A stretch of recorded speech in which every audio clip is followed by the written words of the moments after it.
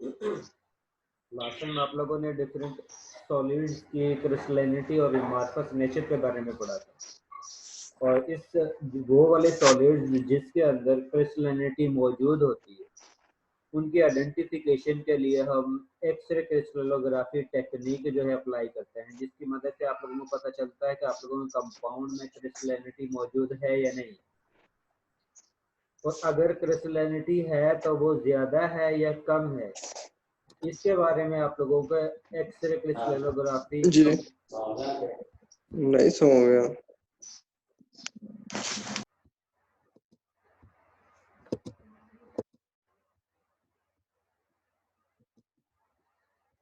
इसके बारे में आप लोगों को क्रिस्टलिनिटी के बारे में एक्सरे क्रिस्टलोग्राफी कंप्लीट रिपोर्ट आप लोगों को प्रोवाइड करती है, जिसके जरिए आप लोग बता सकते हो आप लोगों का कंपाउंड जो है वो अमॉर्फस नेचर है या उसमें क्रिस्टलिनिटी है या नहीं है। अगर क्रिस्टलिनिटी है तो वो क्रिस्टलिनिटी नेचर जो है वो ज्यादा है या कम है। इसके बारे में टोटल इंफॉर्मेशन जो है वो आप लोगों को एक्सरे क्रिस्टलोग्राफी के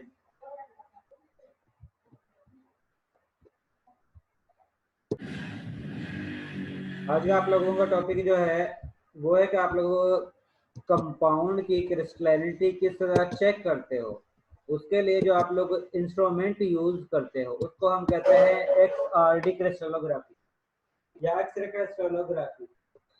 और इसकी बेस पर आप लोग किसी भी कंपाउंड की क्रिस्टलिनिटी के बारे में बता सकते हो। कंपाउंड आप लोगों का अमॉर्फस नेचर है या उसमें क्रिस्टलिनिटी कम है या ज्यादा है। इस कंडीशन में आप लोगों के पास दो एक्सरे क्रिस्टलोग्राफी में दो टेक्निक्स आती है, एक को हम कहते हैं सिंगल क्रिस्टल XRD और दूसरे को हम कहते हैं पाउडर XRD।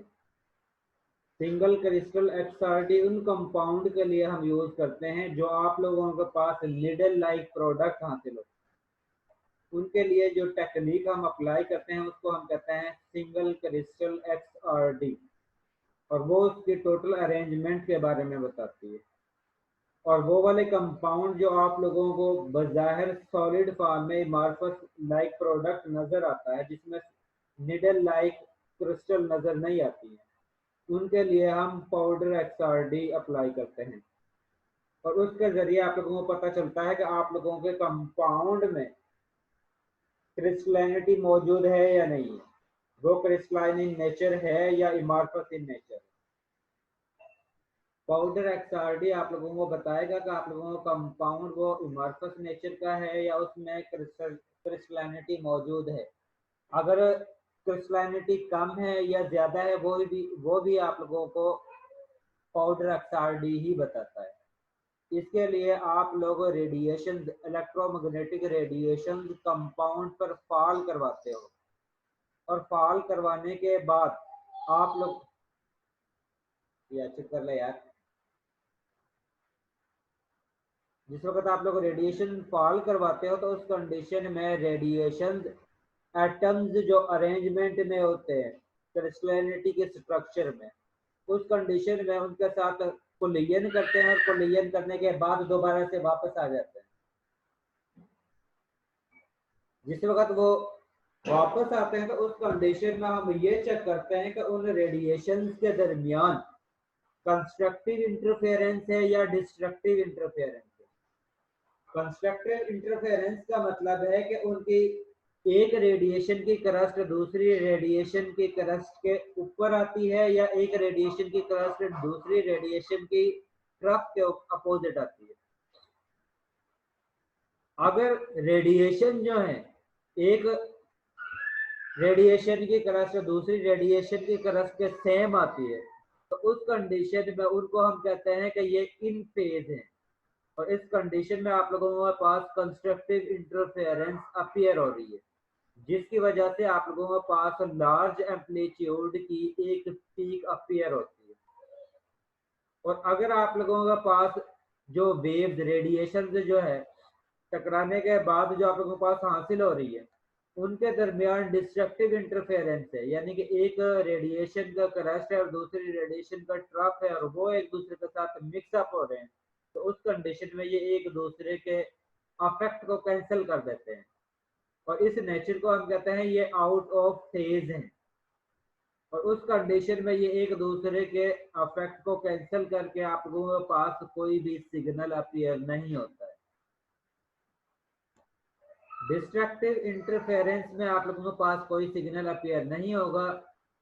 और कंस्ट्रक्टिव इंटरफेरेंस में आप लोगों के पास सिग्नल अपीयर होगा, जिसकी बेस पर आप लोग बताओगे कि आप लोगों का कंपाउंड जो है उसमें क्रिस्टलिनिटी मौजूद है और कितनी क्रिस्टलिनिटी मौजूद है। इसके बाद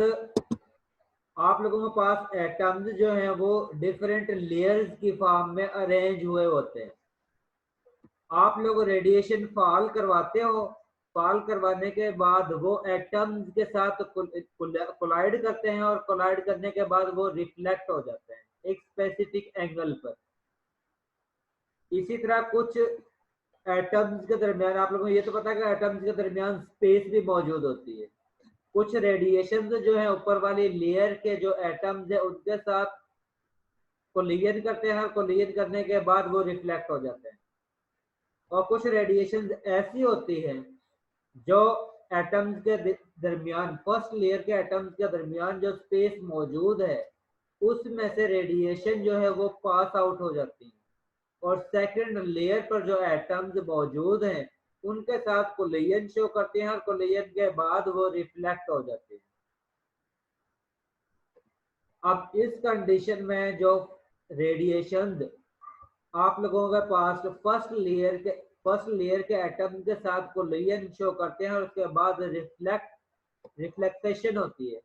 और कुछ रेडिएशन ऐसी हैं जो आप लोगों के सेकंड लेयर के जो एटम्स मौजूद हैं उनके साथ कोलिजन शो करते हैं, और उसके बाद रिफ्लेक्ट हो जाते हैं। अब इस कंडीशन में वो रेडिएशन जो सेकंड लेयर के एटम के साथ कोलिजन शो करते हैं वो ज्यादा डिस्टेंस कवर करते हैं, और वो वाली रेडिएशन जो फर्स्ट लेयर पर मौजूद इलेक्ट्रॉन के साथ कोलिजन करते हैं और उसके बाद रिफ्लेक्ट होते हैं वो कम डिस्टेंस कवर करते हैं। कवर करने के बाद आप लोग इन रेडिएशन के ये चेक करते हो आप लोगों के पास जो है वो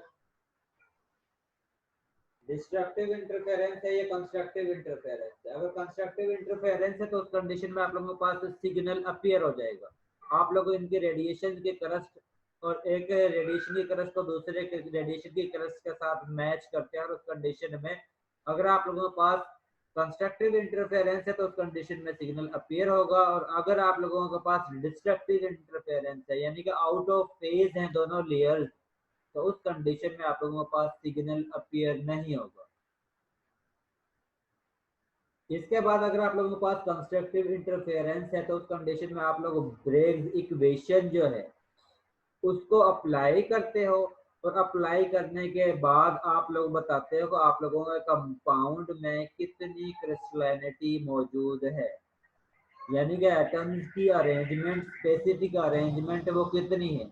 अगर स्पेसिफिक अरेंजमेंट है तो उस कंडीशन में आप लोगों के पास कंस्ट्रक्टिव इंटरफेरेंस ज्यादा होगी, यानी कि आप लोगों के पास ज्यादा पीक्स अपीयर होंगे। और अगर आप लोगों के पास डिस्ट्रक्टिव इंटरफेरेंस है तो उस कंडीशन में आप लोगों के पास पीक्स अपीयर नहीं होंगे। अगर आप लोगों के पास एक्सरे एक्सआरडी करवाने के बाद उसमें जो पीक्स अपीयर होती है वो लार्ज हैं तो उस कंडीशन में आप लोग कहते हो कि ये कंपाउंड जो है वो क्रिस्टलाइन इन नेचर है। और अगर आप लोगों के पास कंपाउंड की एक्सआरडी करवाने के बाद उसमें पीक्स अपीयर नहीं होती तो वो इंडिकेट करता है कि आप लोगों का कंपाउंड जो है वो इमार्फस इन नेचर है। और इसके जरिए आप लोग बताते हैं कि आप लोगों का कंपाउंड में क्रिस्टलिनिटी मौजूद है या नहीं है। अगर उसके अंदर जिस वक्त आप लोग एक्सरे करवाते हो, एक्सआरडी करवाते हो, तो उस कंडीशन में अगर पीक्स ज्यादा होंगी तो उस कंडीशन में कंपाउंड में क्रिस्टलिनिटी ज्यादा होगी,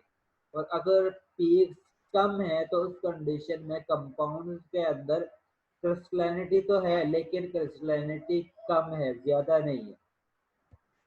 और इस बेस पर आप लोग बता देते हो कि आप लोगों का कंपाउंड जो है वो क्रिस्टलाइन इन नेचर है। उसके अंदर एटम की स्पेसिफिक अरेंजमेंट है या नहीं है,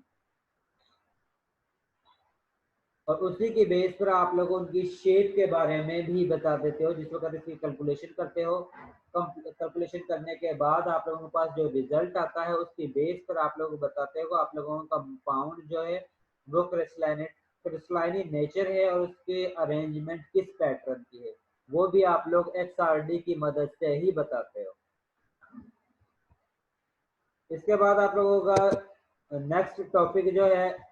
वो है कि आप लोगों के पास सॉलिड, लिक्विड और गैस फॉर्म में जिस वक्त मॉलिक्यूल्स मौजूद होते हैं, तो उस कंडीशन में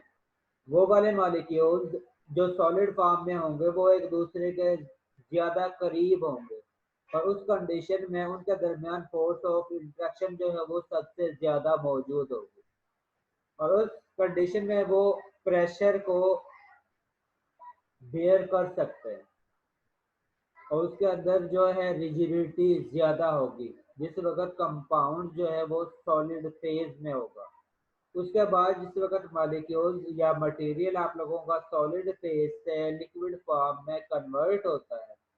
तो उस कंडीशन में मॉलिक्यूल्स के दरमियान फोर्स ऑफ इंट्रैक्शन तो मौजूद होगी, लेकिन इसमें रिजिडिटी इतनी मौजूद नहीं होगी जितने सॉलिड मटेरियल में मौजूद होती है। इस कंडीशन में मॉलिक्यूल्स एक दूसरे मॉलिक्यूल्स के ऊपर से क्रॉसिंग कर सकते हैं। जिस वक्त मटेरियल सॉलिड फॉर्म से लिक्विड फॉर्म में कन्वर्ट होता है, तो उस कंडीशन में इनके दरमियान सॉलिड में फोर्स ऑफ इंट्रैक्शन सबसे ज्यादा होती है। उसके बाद लिक्विड मॉलिक्यूल्स में फोर्स ऑफ इंट्रैक्शन सॉलिड की निस्बत कम होंगी, और सॉलिड मटेरियल में रिजिडिटी ज्यादा होगी, लिक्विड मटेरियल में रिजिडिटी जो है वो कम होगी, क्योंकि मॉलिक्यूल्स लिक्विड फॉर्म में एक दूसरे के ऊपर से गुजर सकते हैं। इसके बाद जिस वक्त आप लोग लिक्विड मटेरियल को गैस फॉर्म में कन्वर्ट करते हो, तो उस कंडीशन में इनके दरमियान फोर्स ऑफ इंट्रैक्शन ना होने के बराबर होती है, और इस कंडीशन में मॉलिक्यूल्स जो है वो रेंडमली मूव कर सकते हैं, यानी अपनी मर्जी के मुताबिक जहां मर्जी मूव कर सकते हैं।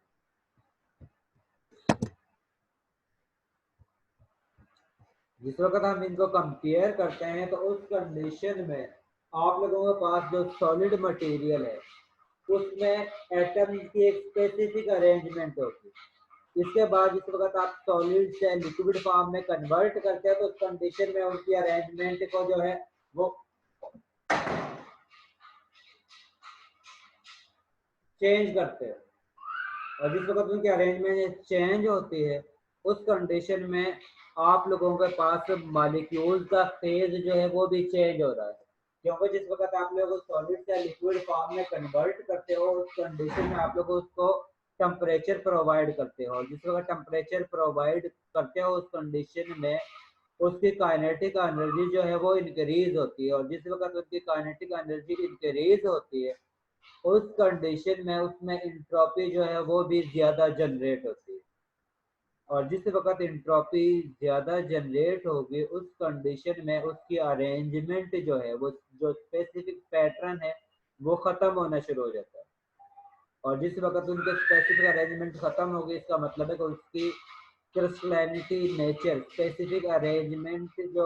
मॉलिक्यूल्स के दरमियान सॉलिड फॉर्म में मौजूद होता है वो खत्म होता है, जिस वक्त आप सॉलिड मटेरियल से लिक्विड फॉर्म में कन्वर्ट होते हैं और जिस वक्त लिक्विड फॉर्म से गैस फॉर्म में कन्वर्ट होते हैं। इसके साथ जो सॉलिड है उनका स्पेसिफिक वॉल्यूम होता है, इसके साथ लिक्विड मटेरियल जो है उसका भी स्पेसिफिक वॉल्यूम होता है, लेकिन गैस मटेरियल जिस वक्त आप लोग गैस फेस में कन्वर्ट होते हैं उस कंडीशन में उनका कोई स्पेसिफिक वॉल्यूम नहीं होता है। जिस भी वेसल में आप लोग गैस मटेरियल को ऐड करते हो वो टोटल उसका वॉल्यूम ही कहलाता है। सॉलिड मटेरियल जो है वो भी प्रेशर को बेयर कर सकती है, लिक्विड भी आप प्रेशर को बेयर कर सकती है, लेकिन गैस जो है वो प्रेशर को एक लिमिट तक बेयर कर सकती है, उसके बाद जो है अगर ज़्यादा इंक्रीज करते हो तो कंडीशन में वो प्रेशर को बेयर करना शुरू कर देती हैं। स्टार्टिंग में वो जितना यानी प्रेशर आप लोग अप्लाई करोगे, अगर वो इंटरनल प्रेशर से ज़्यादा है तो उस कंडीशन में आप लोगों का वॉल्यूम जो है वो डिक्रीज होना शुरू हो जाएगा। इसके बाद सॉलिड मटेरियल जो है उसकी, अगर हम वाटर की बात करते हैं तो उस कंडीशन में आइस की डेंसिटी कम है, वाटर की डेंसिटी ज़्यादा है, और जिस वक्त आप लोग स्टील में कन्वर्ट करते हो, वेपर फॉर्म में कन्वर्ट करते हो, तो उस कंडीशन में उसकी डेंसिटी और कम हो जाती है। जिस वक्त आप लोग लिक्विड वाटर को लिक्विड फॉर्म से आइस की फॉर्म में कन्वर्ट करते हो तो उस कंडीशन में एटम्स की एक स्पेसिफिक अरेंजमेंट होती है, और जिस वक्त एटम्स की अरेंजमेंट होती है तो उस कंडीशन में इनके दरमियान स्पेस जो है वो भी क्रिएट हो जाती है, और जिस वक्त इनके दरमियान स्पेस जनरेट होती है इसका मतलब है कि इनकी डेंसिटी जो है वो कम होना शुरू हो गई है, और जिस वक्त लिक्विड फॉर्म में वो कन्वर्ट होते हैं तो उस कंडीशन में इनके दरमियान मॉलिक्यूल्स जो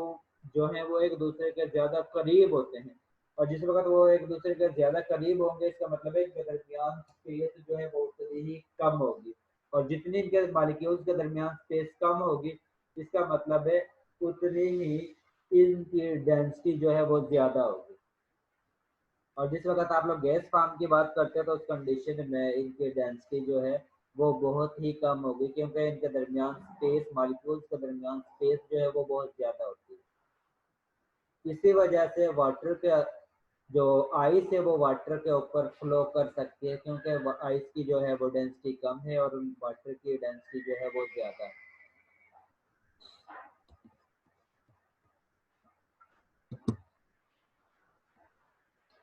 इसके बाद मॉलिक्यूल्स जो हैं वो गैस फॉर्म में, जिस वक्त आप लोग किसी भी कंपाउंड को एक फेज से दूसरे फेज में कन्वर्ट कर रहे हो, दूसरे से तीसरे में कन्वर्ट कर रहे हो, यानी कि आप लोग सॉलिड से लिक्विड फॉर्म में कन्वर्ट कर रहे हो और लिक्विड फॉर्म से गैस फॉर्म में कन्वर्ट कर रहे हो, तो उस कंडीशन में आप लोग टेम्परेचर प्रोवाइड करते हो, और टेम्परेचर प्रोवाइड करने के साथ ये तो आप लोगों को पता है कि जिस वक्त आप लोगों के पास कंपाउंड सॉलिड फॉर्म में मौजूद होते हैं तो उस कंडीशन में एक स्पेसिफिक मॉलिक्यूल जो है स्पेसिफिक एम्पलीट्यूड के साथ वाइब्रेट कर रहे होते हैं।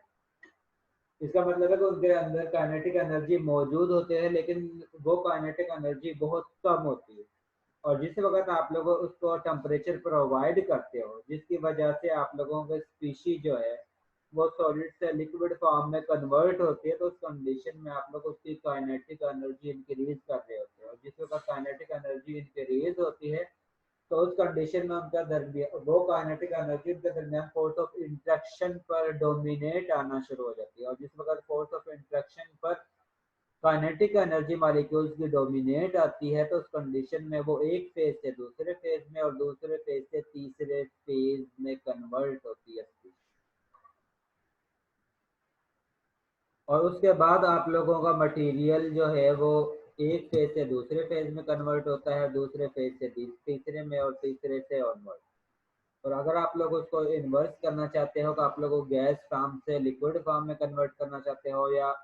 लिक्विड फॉर्म से सॉलिड फॉर्म में कन्वर्ट करना चाहते हो, तो उस कंडीशन में आप लोगों ने जो काइनेटिक एनर्जी उनकी इंक्रीज की है वही काइनेटिक एनर्जी उनकी कम करनी होगी, और वो किस तरह करोगे, क्योंकि आप लोगों को पता है कि काइनेटिक एनर्जी टेम्परेचर पे डायरेक्टली रिलेशन है। उस कंडीशन में अगर आप लोग मटेरियल्स के टेम्परेचर को लो करते हो तो उस कंडीशन में उनकी काइनेटिक एनर्जी कम होगी, और जिस वक्त काइनेटिक एनर्जी उनकी कम होगी तो कंडीशन में गैस से वो लिक्विड फॉर्म में कन्वर्ट हो जाएंगे और लिक्विड फॉर्म से वो सॉलिड फॉर्म में कन्वर्ट हो जाएंगे। इसके बाद सॉलिड मटेरियल जो है उनकी शेप फिक्स होती है, लिक्विड और गैस मॉलिक्यूल की कोई डेफिनेट शेप नहीं होती। जिस भी